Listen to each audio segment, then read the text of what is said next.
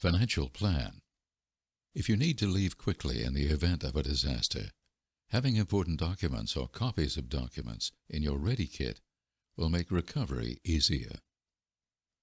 Information documents you'll want to include in your kit: bank accounts, investment accounts, insurance policies, homeowners insurance policies, social security numbers.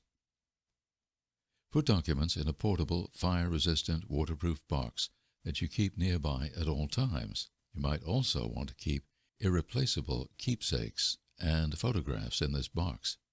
Consider sending copies of vital records to an out-of-town friend or relative.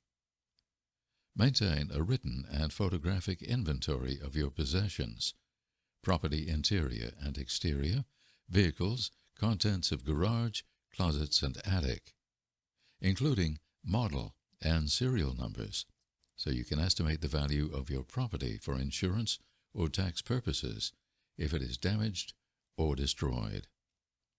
Financial Planning, a guide for disaster preparedness, is a website for citizens that has been developed by the American Institute of Certified Public Accountants, AICPA, the AICPA Foundation, the American Red Cross, and the National Endowment for Financial Education, NEFE. Visit the Red Cross website to access key information about financial recovery issues.